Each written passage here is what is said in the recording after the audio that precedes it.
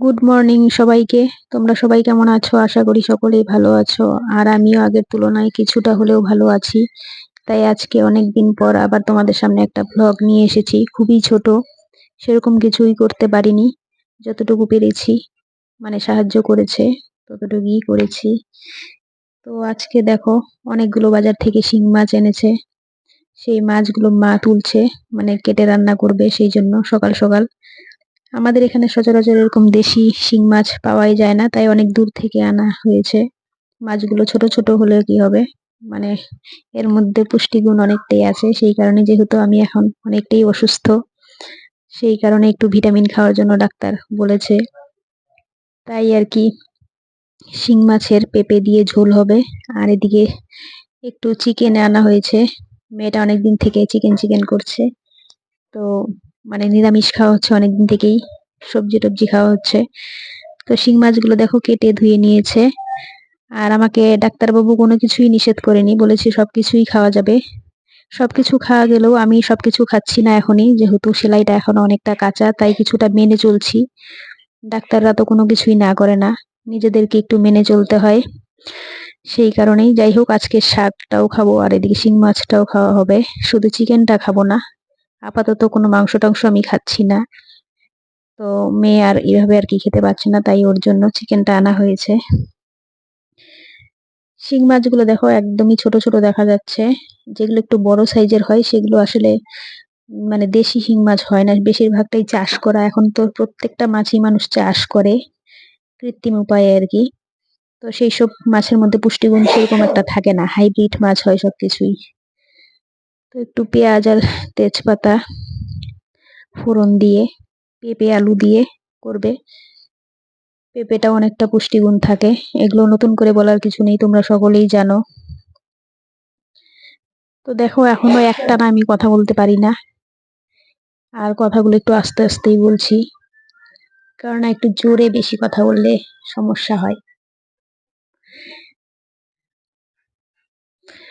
তো এইসব রান্না বান্না এখন মায়ের উপর অনেকটাই চাপ পড়েছে, মানে একটা রোগীর দেখভাল করা থেকে রান্না বান্না।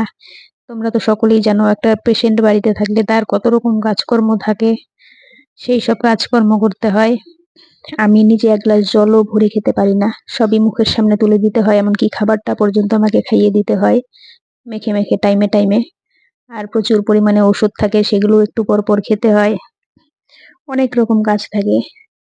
তো যাই হোক, হঠাৎ করে এরকম মানে একটা রোগ হয়ে যাবে, তারপর এতদিন আমাকে ভুগতে হবে, আমি কোনোদিনও কল্পনাও করতে পারিনি। তো ভাগ্যে হয়তো ছিল, সেই কারণেই আমাকে ভুগতে হচ্ছে। কিছুটা তো ওদের গাফিলতি ছিল, আর কিছুটা হয়তো আমার ভাগ্যের দোষ, ভাগ্যের পরিহাস, কি করা যাবে আর। সেটা নিজেকেই ভুগতে হচ্ছে, জানি না আর কতদিন ভুগতে হবে। তবে আগের তুলনায় কিছুটা সুস্থ আছি। একেবারে সুস্থ কতদিন হব সেটা বলতে পারছি না। যতদিন না সুস্থ হতে পারছি ততদিন ভালো করে ব্লগ ভিডিও কিছুই করতে পারবো না, এমনকি নিজের স্বাভাবিক জীবনেও ফিরতে পারছি না। বাথরুম গেলেও একজন সঙ্গে লাগছে, মানে কোথাও চলাফেরা করতে পারছি না, ঘরের মধ্যে এভাবে সবসময় শুয়ে বসে থাকা আর ভালো লাগছে না। কি আর করা যাবে, বাধ্য হয়ে সবকিছুই করতে হচ্ছে। এদিকে দেখো, মেয়ে চিকেনে যেহেতু বেশি মানে মাংসগুলো পছন্দ করে না, হাড়গুলো দিয়ে একটু কষা কষা খাবে, আর যেগুলো মাংসগুলো ছিল সেগুলো দিয়ে ভাজা ভাজা, মানে চিকেন পকোড়া টাইপের করেছে। এইটা যখন রান্নাও করছিল তখন এই ভিডিওটাও করেছে। চিকেন রান্নাটাও ভালোই পারে, সেটাই করছিল। মা সব মশলা রেডি করে দিয়েছিল, ও শুধু রান্নাটা করছিল। তো এইসব দেখে মন চাইলেও খাওয়া যাবে না, কারণ এখন নিজের শরীরের কথা ভেবে অনেক কিছুই খাওয়া বাদ দিতে হবে।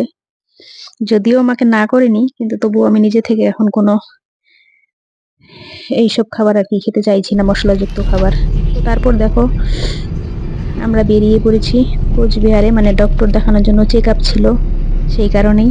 আর আমার মুখটা, আমার চেহারাটার দিকে একবার অবস্থা দেখো, দেখলেই বোঝা যাচ্ছে কতদিনের পেশেন্ট আমি। একদম মুখ টুক শুকিয়ে গলার হাড় বেরিয়ে গেছে।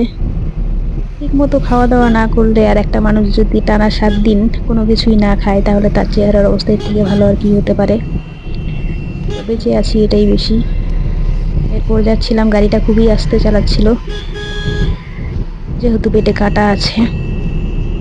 তো আজকে যাব, দেখি ডাক্তার কি বলে।